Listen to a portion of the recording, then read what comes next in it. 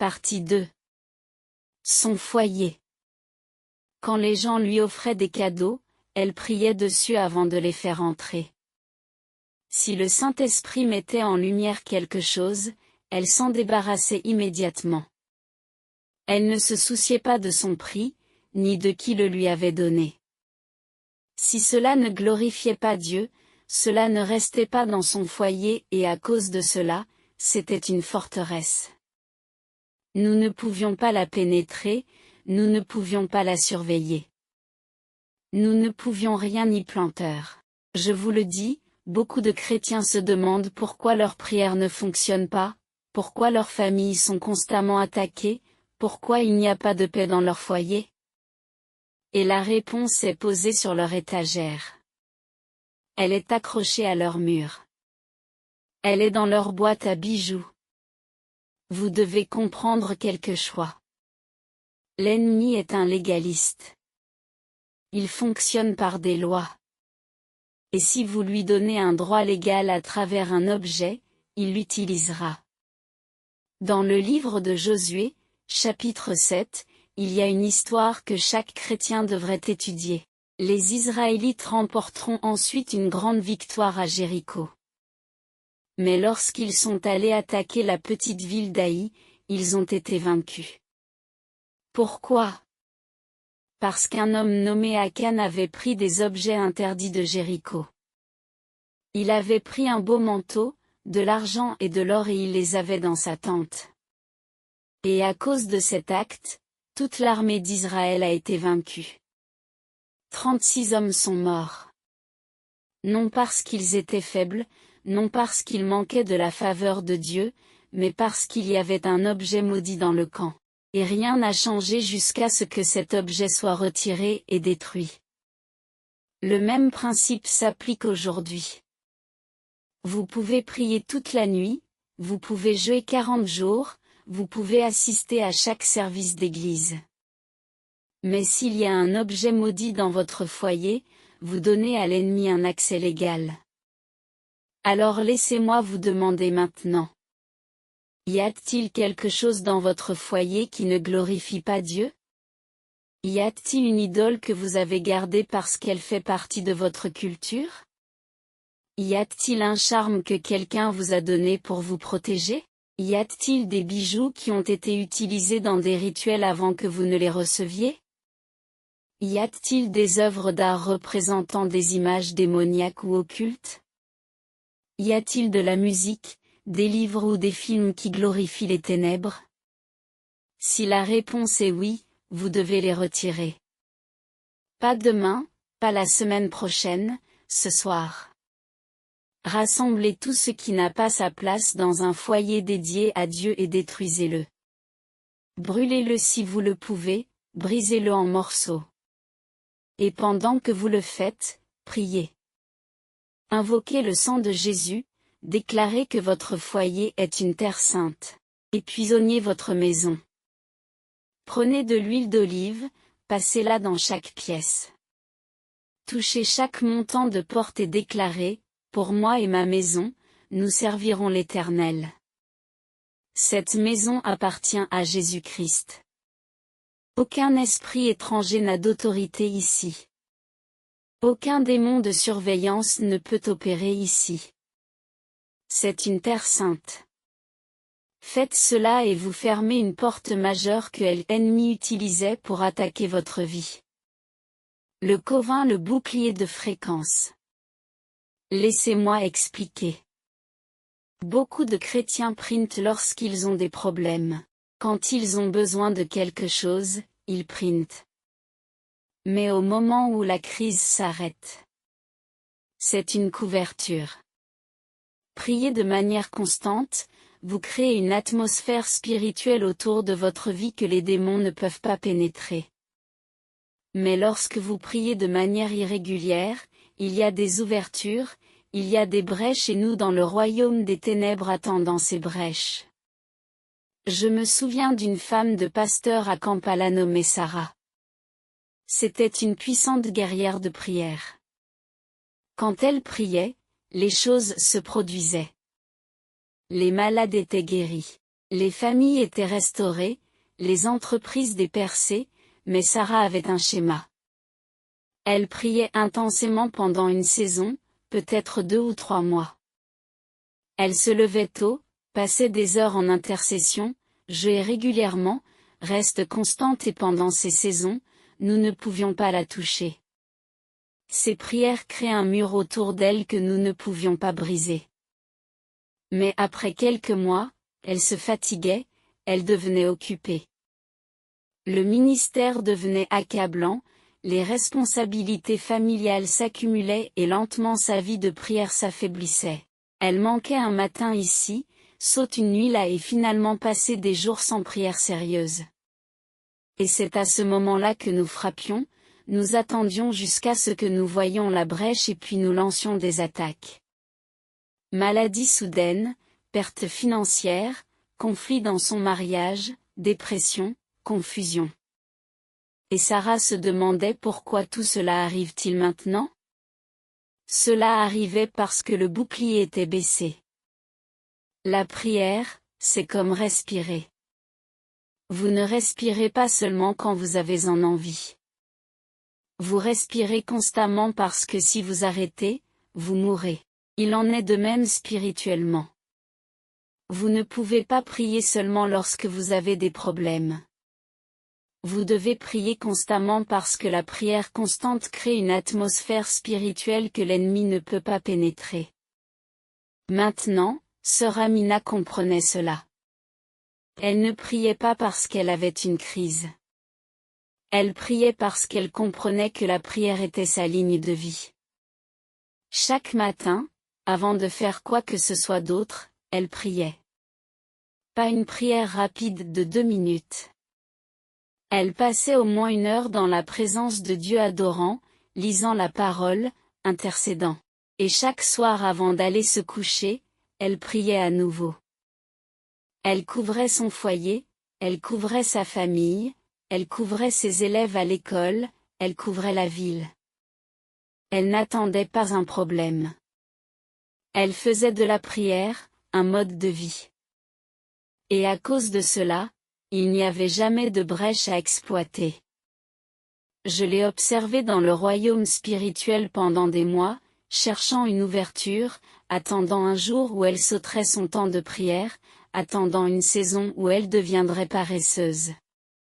Mais cela n'est jamais arrivé. Elle était constante jour après jour, semaine après semaine, mois après mois. Et cette constance créait un bouclier autour de sa vie que nous ne pouvions pas briser. Dans le 1er Thessaloniciens 5:17, l'apôtre Paul a donné un ordre que la plupart des chrétiens connaissent mais que peu obéissent. Il a dit prier sans cesse. Cela ne signifie pas que vous passez chaque seconde de votre vie à genoux. Cela signifie que vous vivez dans un état constant de communion avec Dieu. Cela signifie que la prière devient un mode de vie, pas un événement. Cela signifie que vous êtes toujours conscient de la présence de Dieu, que vous lui parlez toujours, que vous écoutez toujours sa voix, que vous couvrez toujours vos proches en intercession. Et lorsque vous faites cela, vous créez une atmosphère spirituelle que l'ennemi ne peut pas pénétrer. Laissez-moi vous dire ce qui se passe dans le royaume spirituel. Quand un chrétien prie constamment, chaque fois que vous priez, vous activez des anges. Chaque fois que vous déclarez la parole de Dieu, vous relâchez la puissance. Chaque fois que vous adorez, vous repoussez les ténèbres.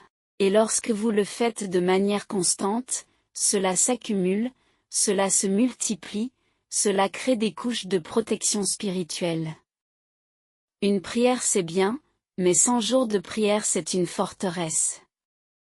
C'est pourquoi Daniel priait 3 fois par jour, tous les jours. C'est pourquoi David a dit dans le psaume 55, 17, le soir, le matin et à midi, je crie et je gémis. C'est pourquoi Jésus se retirait souvent pour prier, même quand il était occupé, même quand les foules le suivaient, parce qu'il comprenait que la prière constante est une arme, un bouclier, une couverture. Et si vous voulez être intouchable, si vous voulez être le genre de chrétien que les sorcières ne peuvent pas surveiller, vous devez construire un mode de vie de prière. Pas seulement quand vous avez des problèmes, pas seulement quand vous avez besoin de quelque chose, mais chaque jour, faites-en une priorité non négociable. Fixez un temps, un lieu et rencontrez Dieu. Et en faisant cela, vous créez une atmosphère spirituelle autour de votre vie qu'aucun démon, aucune sorcière, aucun sataniste ne peut pénétrer. Car un chrétien qui prie constamment est légalement intouchable. Maintenant, je veux vous parler du quatrième signe et celui-ci était le plus puissant. C'était le signe qui rendait sœur Amina absolument complètement totalement intouchable. C'était sa compréhension et son application du sang de Jésus. Laissez-moi être très clair sur quelque chose. Dans le royaume des ténèbres, il y avait un nom que nous ne supportions pas d'entendre, un nom qui nous faisait trembler, un nom qui avait le pouvoir de détruire chaque mission, de briser chaque malédiction, d'annuler chaque rituel, le nom de Jésus, mais encore plus puissant que le nom était le sang de Jésus-Christ. Quand j'étais dans le Covent, nous faisions régulièrement des sacrifices de sang. Nous comprenions que le sang a du pouvoir. Le sang parle. Le sang a établi des alliances. Le sang ouvre des portes et le sang ferme des portes. Nous sacrifions des animaux, chèvres, poulets, parfois des animaux plus gros pour des missions plus importantes. Et lorsque ce sang était versé, il activait des pouvoirs spirituels. Cela nous a donné de l'autorité, cela nous a donné accès. Mais il y avait un sang avec lequel nous ne pouvions jamais rivaliser, le sang de Jésus. Ce sang a été versé il y a plus de 2000 ans sur une croix à Jérusalem. Mais dans le royaume spirituel, il est toujours frais. Il parle toujours. Il est toujours actif et il est plus puissant que tout sacrifice de sang jamais fait dans l'histoire de la sorcellerie. Le problème est que beaucoup de chrétiens ne savent pas comment l'appliquer. Ils connaissent le sang. Ils en chantent dans des chants d'adoration. Ils en entendent parler dans les sermons, mais ils ne savent pas comment appliquer le sang de Jésus de manière pratique, intentionnelle et constante sur leur vie. Et ce manque de compréhension crée une brèche. Laissez-moi vous parler d'un jeune homme que j'ai ciblé à Kampala en Ouganda. Il s'appelait Joshua. Il était en feu pour Dieu. Il dirigeait un ministère de la jeunesse. Il prêchait l'évangile avec audace. Il gagnait des âmes et notre coven avait pour mission de l'arrêter. Nous avons d'abord essayé des attaques directes. Nous avons envoyé des esprits de luxe pour le tenter. Nous avons envoyé des esprits d'orgueil pour le rendre arrogant. Nous avons envoyé des esprits de découragement pour qu'il veuille abandonner. Mais Joshua résistait. Il priait, il restait dans la parole. Alors, nous avons changé de tactique. Nous avons décidé d'attaquer son corps. Nous avons envoyé un esprit d'infirmité. Et en quelques semaines, Joshua a commencé à se sentir malade. Maux de tête, fatigue, douleurs thoraciques. Il est allé à l'hôpital et les médecins n'ont rien trouvé. Mais la maladie continue. Et Joshua, que Dieu le bénisse, priait. Il exigeait aux gens de prier pour lui. Il allait à des séances de délivrance mais rien ne changerait. Pourquoi? Parce qu'il priait des prières générales. Il disait « Dieu, guéris-moi. Dieu délivre-moi » mais il n'appliquait pas le sang. Après 3 mois de souffrance, Joshua a assisté à une conférence où un homme de Dieu a enseigné sur la puissance du sang de Jésus. Et cet homme de Dieu a dit quelque chose qui a changé la vie de Joshua. Il a dit « Le sang de Jésus n'est pas automatique. Vous devez l'appliquer, vous devez l'invoquer, vous devez le déclarer sur votre vie, votre famille, votre santé, vos finances. Vous devez être spécifique. Cette nuit-là, Joshua est retourné dans sa chambre et a commencé à prier différemment. Il a dit, par eux, je brise toute malédiction d'infirmité. Par le sang de Jésus, j'annule toute mission de maladie. Par le sang de Jésus, je détruis tout esprit envoyé pour attaquer mon corps. Je couvre ma tête avec le sang. Je couvre mon cœur avec le sang. Je couvre mes poumons, mon estomac, mes mers sanguines avec le sang de Jésus-Christ. M'a secoué jusqu'au plus profond de mon être. L'esprit d'infirmité que nous lui avions envoyé a commencé à crier. Il a commencé à brûler et il s'est enfui. En 24 heures, Joshua était complètement guéri. Tous les symptômes avaient disparu. Et non seulement cela, mais il est devenu intouchable après cela parce qu'il avait appris le secret. Il a commencé à appliquer le sang chaque jour. Le matin, il se couvrait avec le sang. Le soir, avant de dormir, il invoquait le sang sur son foyer. Avant de voyager, il appliquait le sang sur son voyage et nous ne pouvions plus le toucher. Maintenant, laissez-moi vous parler de sœur Amina et du sang. Sœur Amina ne connaissait pas seulement le sang, elle vivait sous le sang. Chaque matin, les premiers mots qui sortaient de sa bouche étaient « J'invoque le sang de Jésus sur ma vie ». Avant de quitter la maison, elle se tenait à la porte et disait « Je me couvre avec le sang de Jésus. Je couvre ma famille avec le sang de Jésus. Je couvre mon voyage avec le sang de Jésus. » Avant d'aller dormir, elle oignait les montants de ses portes avec de l'huile et déclarait « Paru, aucun mal n'entrera dans cette maison cette nuit. » Quand elle priait pour ses élèves, elle disait « J'invoque le sang de Jésus sur chaque enfant de ma classe. » Elle était intentionnelle, elle était spécifique. Elle comprenait que le sang n'était pas juste un concept théologique, c'était une arme spirituelle et à cause de cela, nous ne pouvions pas la toucher. Je me souviens qu'une fois notre chef de couvent était tellement frustré par sœur Amina qu'il a décidé d'accomplir un rituel spécial, un rituel très sombre, très puissant qui nécessitait de sacrifier une chèvre à minuit sous une pleine lune. Ce n'était pas une petite chose. C'était l'une des malédictions les plus fortes que nous pouvions envoyer. Nous avons psalmodié. Malédiction que nous avons envoyée ne l'a même pas atteinte. C'était comme s'il y avait un bouclier invisible autour d'elle. Et puis je l'ai vu, le sang de Jésus comme une couverture écarlate l'entourant complètement. Et au moment où notre malédiction touchait ce sang, elle s'est désintégrée. Elle n'avait aucun pouvoir, aucun effet. Nous avions versé le sang d'une chèvre, mais elle était couverte par le sang de l'agneau de Dieu. Et il n'y a pas de comparaison. Dans Apocalypse 12, 11, il est dit, « Ils l'ont vaincu à cause du sang de l'agneau et à cause de la parole de leur témoignage. » Ce mot vaincu est si puissant. Propre justice, non par combien ils priaient ou je par le sang.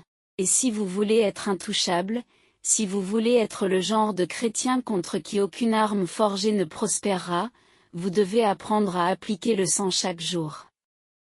Dites-le à haute voix. Je couvre ma famille avec le sang de Jésus. Chantez de Jésus, j'annule chaque mauvais rêve. Je neutralise chaque cauchemar. Je détruis chaque esprit de surveillance. Je brise chaque malédiction.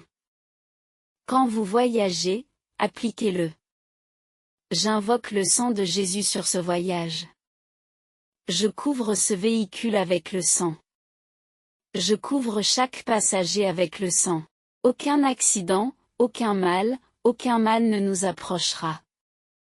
Quand vous prenez pour vos enfants, déclarez-le. J'invoque le sang de Jésus sur mon fils, sur ma fille. Aucune arme forgée contre eux ne prospérera. Ils sont couverts par le sang. Soyez spécifiques, soyez intentionnels, soyez constants. Car le sang de Jésus est l'arme la plus puissante que vous ayez. Et lorsque vous l'appliquez, vous devenez intouchable. Maintenant, laissez-moi reprendre tout cela pour vous. Je vous ai partagé les 4 signes qui rendaient sœur Amina impossible à maudire. 4 signes qui, si vous les appliquez, feront de vous le genre de chrétien que les sorcières craignent, dont les démons s'enfuient. Que le royaume des ténèbres ne peut pas toucher. Signe numéro 1, un cœur qui pardonne avant de prier. Libérez chaque infraction.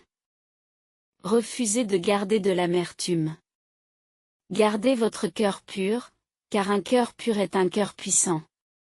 Signe numéro 2, un foyer spirituel propre. Retirez chaque objet compromis. Détruisez chaque idole, chaque charme, chaque cadeau impie.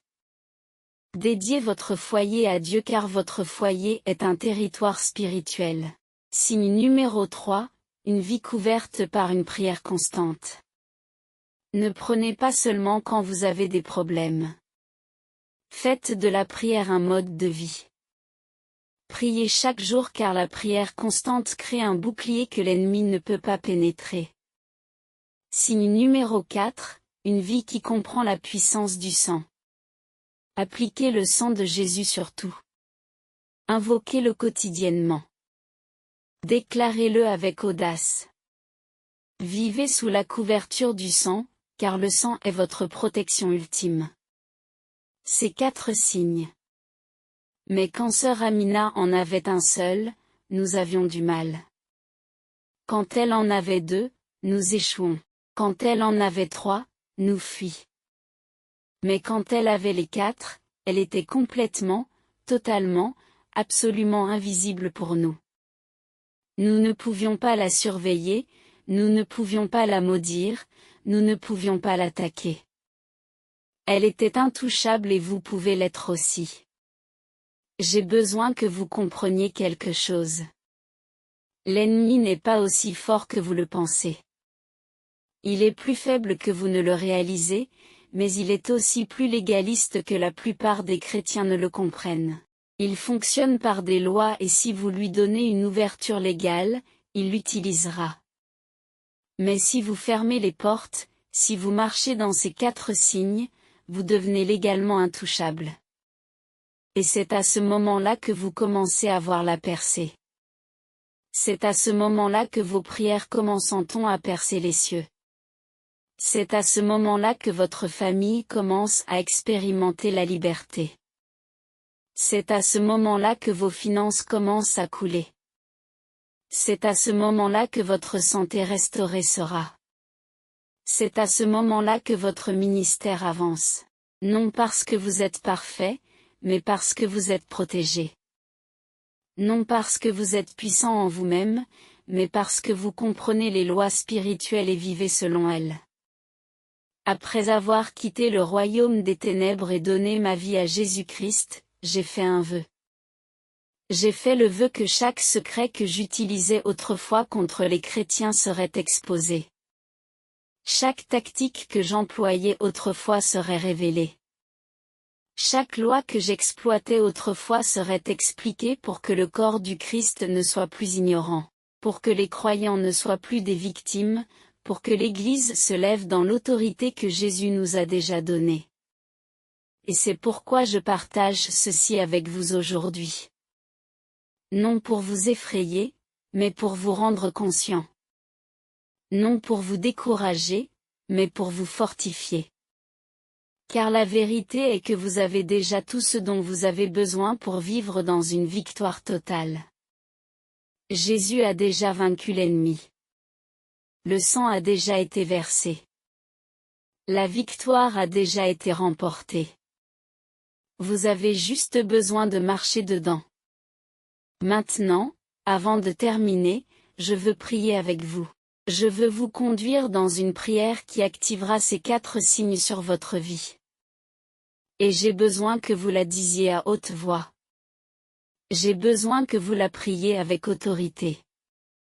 J'ai besoin que vous la priez avec foi parce que lorsque vous déclarez ces choses, quelque chose se produit dans le royaume spirituel.